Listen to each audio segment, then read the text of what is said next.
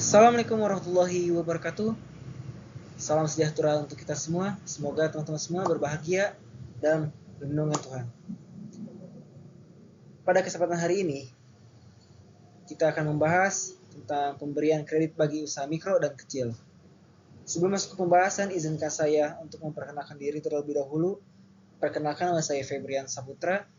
Saya dari Prodi Agribisnis, Fakultas Pertanian, Universitas Majalengka. Nah, di sini saya akan men-sharekan sedikit ilmu saya. Semoga ilmu ini bisa bermanfaat untuk kita semua dan orang banyak. Baik, langsung saja. Di sini ada intro my profile. Saya sendiri Febrian Saputra dengan NPM 2008100002. Prodi dari program studi agribisnis Fakultas Pertanian Universitas Majalengka. Pemberian kredit, pembinaan, dan pengawasan. Keberhasilan usaha mikro, kecil, dan menengah di UMKM Indonesia tidak terlepas dari dukungan dan peran pemerintah dalam mendorong penyaluran kredit kepada UMKM. Berbagai skim kredit pembiayaan UMKM diluncurkan oleh pemerintah dikaitkan dengan tugas dan program pembangunan ekonomi pada sektor-sektor usaha tertentu. Misalnya, ketahanan pangan, peternakan, dan perkebunan. Nah, di sini peran pemerintah dalam ketahanan pangan itu skim-skim kredit UMKM ini adalah pada sisi penyediaan dana APBN untuk subsidi bunga skim kredit dimaksud, sementara dana kredit atau pembiayaan seluruhnya 100% berasal dari bank-bank yang ditunjuk pemerintah sebagai bank pelaksana. Poin A, kredit ketahanan pangan dan energi. Poin B yaitu dari kredit pengembangan energi nabati dan revitalisasi perkebunan. Berbagai definisinya dan poin-poin yang lainnya. Yang C, kredit di usaha pembibitan sapi. D, kredit usaha rakyat atau KUR. Nah, di sini KUR juga mempunyai beberapa poin ya. Nah, yang pertama KUR retail. Calon debitur adalah individu, perorangan, atau badan hukum, kelompok, koperasi yang melakukan usaha produktif yang layak, memiliki legalitas yang lengkap, yaitu dengan contohnya individu, yaitu KTP atau SIM, dan KK, dan kelompok, yaitu surat pengukuhan dan dari instansi terkait atau surat keterangan dari kepala desa atau kelurahan atau akte notaris, atau juga koperasi atau badan usaha lain, yaitu sesuai ketentuan yang berlaku. Nah, yang tadi yang kedua kelewat juga ya.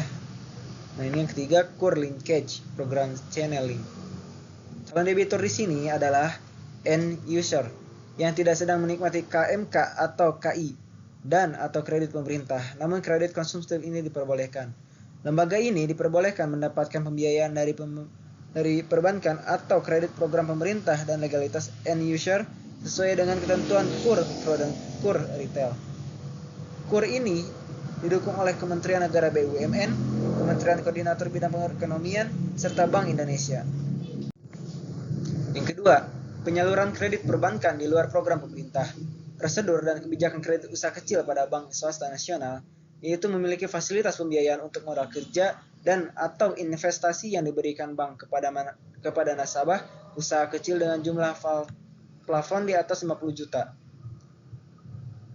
Sampai dengan maksimum sebesar 50 juta ini, 500 juta ini, itu untuk membiayai kegiatan usaha yang produktif. Target pemasaran untuk calon debitur adalah pengusaha, pedagang, atau wira swasta lainnya. Dan tempat usaha dibiayai bagi para pelaku UMKM di pasar sekunder atau kecil sekitarnya berada di dalam radius kurang lebih 10 km dari unit bisnis mikrobank untuk debitur perorangan yang berada di komunitas atau berada di radius 10 km lebih dari unit bisnis mikro bank untuk target market antara lain yaitu small retailer, home industry, pengusaha jasa, dan lain-lainnya. B. Kredit mikro pada bank BUMN. Tujuan pemberian kredit ini dalam rangka mengembangkan program pemberian kredit kepada sektor usaha real, yaitu membantu pengusaha kecil agar mampu meningkatkan usaha sehingga diperbolehkan penghasilan yang memadai dapat meningkatkan kesejahteraan keluarganya dan memberikan kesempatan berusaha yang lebih baik bagi pengusaha mikro untuk mengembangkan usahanya baik secara individual maupun kelompok, serta membantu pengusaha mikro agar dapat memiliki akses dengan bank sehingga diharapkan tercipta kemitraan antara bank dan pengusaha mikro. Yang ketiga, pembinaan serta pengawasan kredit kepada usaha mikro dan kecil. A. Mengevaluasi hasil mengevaluasi hasil prestasi dari debitur. B. Pemantauan barang jaminan dan mendorong para petugas kredit mikro utama agar melakukan preventif yang dilakukan pada tahap dini dalam rangka mengurangi kemungkinan memburuknya kredit dan memperbaiki kualitas kredit. Urusan B. Fungsi lembaga penjaminan kredit dalam pemberian kredit bagi usaha mikro dan kecil. Terdapat hubungan yang erat antara pemberian kredit dan perjanjian jaminan. Perjanjian jaminan tidak berdiri sendiri, tetapi harus didahului dengan adanya suatu perjanjian yang mendasarinya, yaitu perjanjian kredit atau utang piutang sebagai perjanjian pokoknya. Perjanjian jaminan adalah jaminan yang timbul karena adanya perjanjian pokok. Perjanjian jaminan merupakan perjanjian aksesor, yaitu perjanjian yang melekat pada perjanjian pokok atau juga dikatakan perjanjian buntut karena perjanjian ini tidak dapat berdiri sendiri. Perjanjian jaminan timbul dan hapusnya bergantung pada perjanjian pokoknya. Perjanjian jaminan mengabdi pada perjanjian pokok dan diadakan untuk kepentingan perjanjian pokok dan memberikan kedudukan kuat dan aman bagi para kreditur. Jaminan adalah tanggungan yang diberikan oleh debitur dan atau pihak ketiga kepada kreditur karena pihak kreditur mempunyai suatu kepentingan bahwa debitur harus memenuhi kewajibannya dan dalam satu perikatan.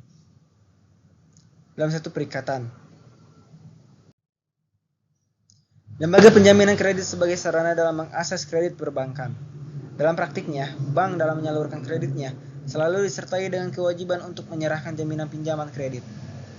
Hal ini untuk menghindari kerugian pada perbankan akibat kredit macet yang kemungkinan terjadi kemudian hari. Mengingat dana kredit dari bank tidak seluruhnya dapat dikembalikan dengan baik oleh para debitur sesuai dengan waktu yang telah diperjanjikan. Hal ini dapat mengakibatkan kredit bermasalah atau kredit macet. Nah, ini dinamakan kredit macet. Masalah kredit bermasalah dan kredit macet merupakan risiko kredit yang dihadapi pada setiap bank. Yang kedua, profil lembaga penjamin kredit di Indonesia. Perum Jamkrindo. Kredit Indonesia Jamkrindo merupakan kelanjutan dan Perum Sarana Pengembangan Usaha Perum Sarana yang didirikan dengan PP nomor 95 tahun 2000 untuk menggantikan dan melanjutkan tugas dan wewenang Perum Pengembangan Keuangan Koperasi sebagaimana telah didirikan oleh pemerintah berdasarkan PP nomor 51 tahun 1981 dan selanjutnya melalui PP nomor 27 tahun 1985. B. PT Askrindo. PT Askrindo dibentuk melalui Peraturan Pemerintah Nomor 1 atau 1971 tanggal 11 Januari 1971. PT Askrindo ini resmi beroperasi sejak 6 April 1971 sesuai dengan akte pendirian perusahaan. Akte pendirian perusahaan tersebut inilah beberapa kali mengalami perubahan. Mekanisme penjaminan pada Perum Jaminan Kredit Indonesia. Kredit nasabah calon debitur yang dapat memperoleh fasilitas penjaminan kredit adalah perorangan dan usaha yang masuk dalam kategori usaha mikro, kecil, menengah, atau koperasi UMKMK. Memiliki legalitas usaha, tidak mempunyai kewajiban tertunggak memiliki usaha layak untuk mendapatkan perdagangan atau kredit pembiayaan, memiliki pengalaman bisnis yang baik. C. Permasalahan dalam penyaluran kredit bagi usaha mikro dan kecil.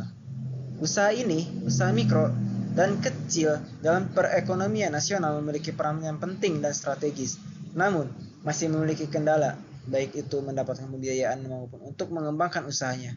Sulit sekali memperoleh kucuran kredit terutama datang dari kesulitan usaha mikro dan kecil. Dari sisi pembiayaan, masih banyak pelaku usaha yang mengalami kesulitan untuk mendapatkan akses kredit dari bank, baik karena kendala teknis, misalnya tidak mempunyai atau tidak cukup agunan maupun kendala non-teknis, misalnya keterbatasan. Permasalahan yang dihadapi oleh usaha mikro dan kecil dalam mendapatkan kredit dari perbankan. Saat ini, usaha mikro dan kecil tengah menghadapi permasalahan. Di satu sisi, usaha mikro terlihat sangat strategis karena merupakan pilar pendukung utama dan terdepan dalam pembangunan ekonomi. Usaha mikro dan kecil merupakan lapangan usaha yang paling banyak dan paling mudah diakses oleh masyarakat bawah di Indonesia. Usaha mikro ini merupakan usaha yang paling besar dan paling cepat dan memberikan peluang lapangan pekerjaan dan memberikan sumber penghasilan bagi kebanyakan masyarakat kita.